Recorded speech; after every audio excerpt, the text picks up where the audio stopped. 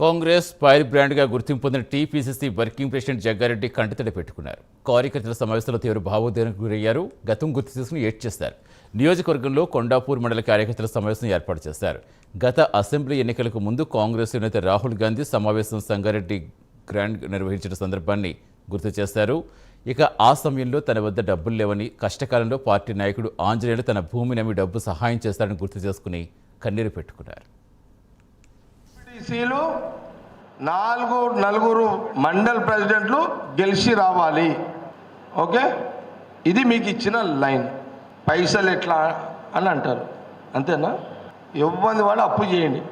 అంజనేయులు అప్పు చేసే అవకాశం లేదు. ఎందుకు లేదో కూడా చెప్తా, మీకు చెప్పాలి. నెక్స్ట్ చెప్పాలి. 2017 సంవత్సరంలో మనం రాహుల్ గాంధీ గారి సభ చేసినాడు. మనతో రూపాయి లేదు. నేను అంజనేయులు పరివార దాబా కాడ కూర్చున్నాం. అప్పటికెంత 5 రోజుల 5 రోజులు ఉంది.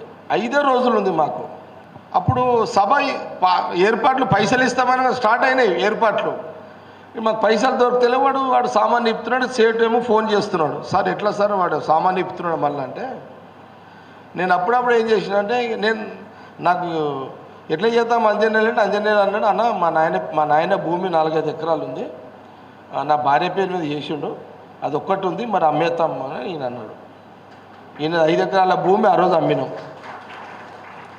ఇది ఎన్నేళ్ళ ఇప్పటికీ 10 ఏళ్ళని కట్టి ఇటు ఈయన భూమి అమ్మినాం.